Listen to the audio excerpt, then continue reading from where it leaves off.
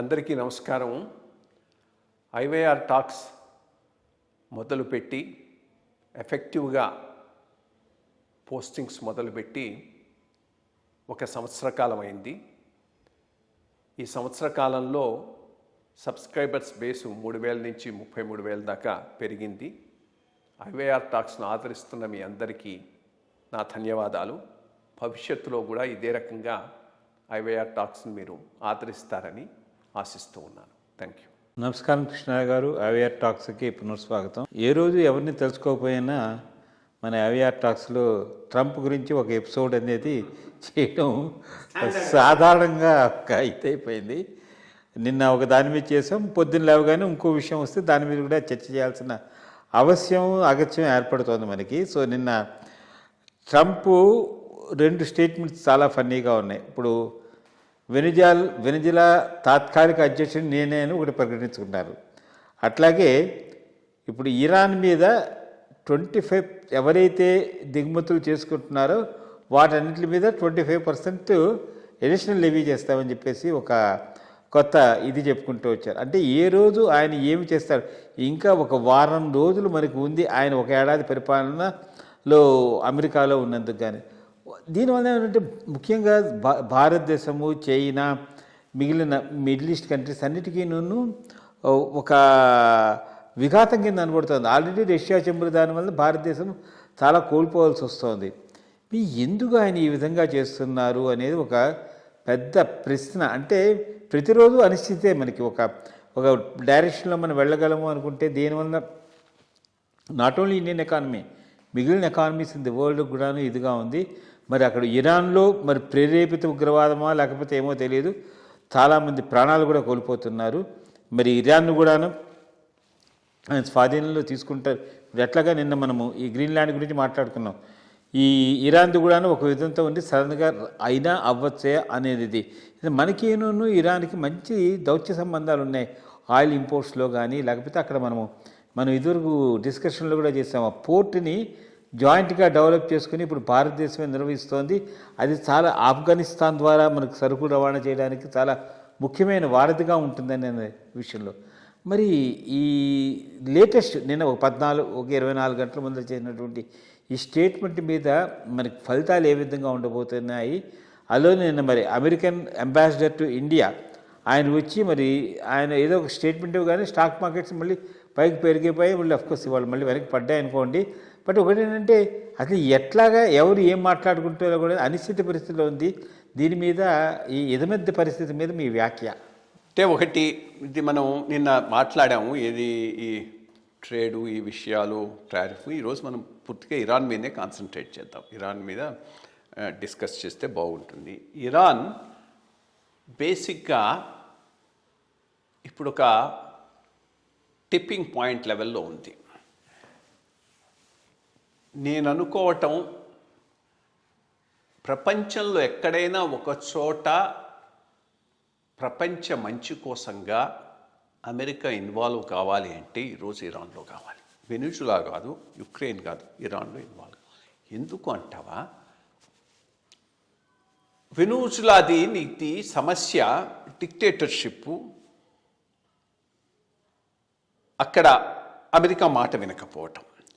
Ukraine సమస్య అది నాటోలో చేరతానంటాం, రష్యాకి ఇష్టం లేకపోవటం. బట్ ఇరాను దీర్ఘకాలంలో ప్రపంచానికి అంతటికీ ఒక పెద్ద థ్రెట్. ఎందుకంటే అక్కడ పాలిస్తున్న వాళ్ళు ఛాందసవాదులు, ఉగ్రవాదులను ప్రేరేపిస్తున్నారు across the world.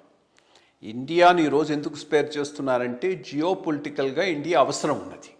But long రన్లో ఇరాన్ ఇండియాతో ఉండేటటువంటి అవకాశం చాలా చాలా తక్కువ. ఎందుకంటే ఈ రిజిమ్ కనుక అయితే, ఈ అయతుల్లా ఖొమైనీ రిజిమ్ అయితే, ఎందుకంటే వాళ్ళ backward looking, highly religious fundamentalism మీద ఆధారపడి ఉన్నది. హమాస్ను పోషించింది వాళ్ళు, హెజ్బుల్లాను పోషించింది వాళ్ళు, ఆడ యోతిస్ దాడులు చేస్తున్నటువంటి వాళ్ళు, యమన్లో ఉన్న వాళ్ళను పోషించి పెంచి పెద్ద చేస్తున్నది వాళ్ళు.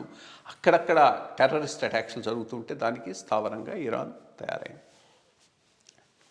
ఇన్నాళ్లకు అంటే 1979 2009లో అమెరికా చేసిన తప్పు ఇరాన్కు ఎంత పెద్ద శిక్ష విధించిందో చూడు.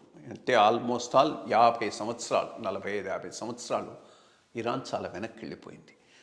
రాజా పహలవి కింద మోడర్న్ లుకింగ్ కంట్రీ, ఆయిల్తో బాగా చేశాడు. And second, he was not a stooge of America independence. అందుకోసమే అతన్ని పంపించేశారేమో, అది కూడా కారణమై ఉండొచ్చు. ఖొమైనీని కూడా వీళ్ళు తెచ్చారన్నా ఆశ్చర్యం లేదు. బట్ వచ్చిన తర్వాత మాత్రం వాళ్ళ మాట వినకుండా పూర్తిగా ఎగనెస్ట్ అయిపోయినాడు.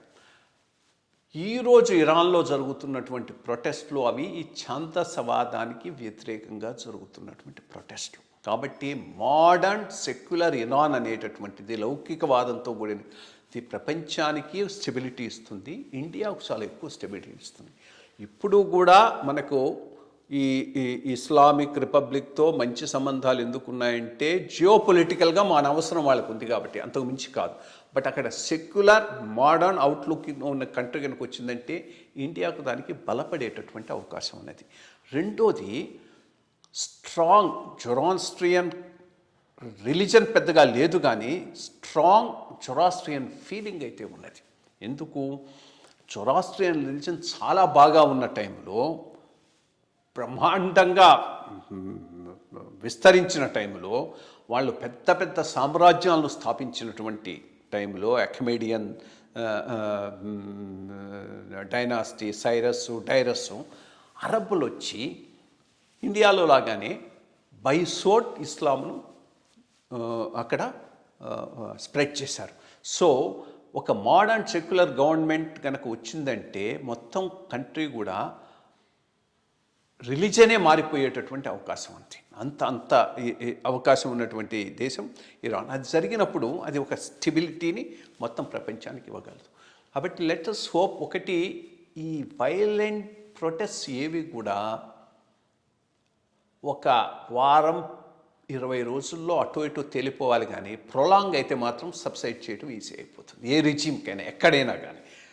సో ఆ టిప్పింగ్ పాయింట్లో ఉంది కాబట్టి అమెరికా కనుక ఇంటర్వ్యూన్ అయితే ఇప్పుడే కావాలి. అయ్యి ఏం చేయాలి? రెండోది, అదొక మోస్ట్ ఇంపార్టెంట్ థింగ్. అప్పట్లాగా మళ్ళీ ఒక కింగ్ని తెచ్చిపెట్టా అంటే ఫెయిల్ అయిపోతాడు, మళ్ళీ ఇంకో ఇస్లామిక్ రెవల్యూషన్ వస్తుంది.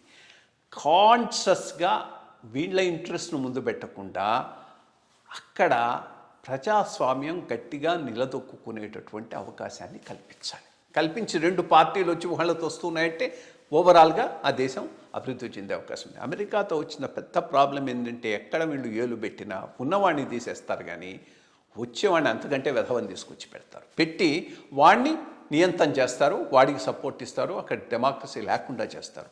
అదైనప్పుడు మళ్ళీ ప్రజలు తిరగబడ్డప్పుడు ఇదిగో ఛాందసవాదం ఇప్పుడు ఎక్కడ వస్తుందో మనకు బంగ్లాదేశ్లో అదే ఒప్పిస్తున్నది, పాకిస్తాన్లో అదే ఒప్పిస్తున్నది, ఆఫ్ఘనిస్తాన్లో అదే వచ్చేసింది, ఇరాన్లో కూడా మళ్ళీ కొన్నాళ్ళ తర్వాత వచ్చేటటువంటి అవకాశం.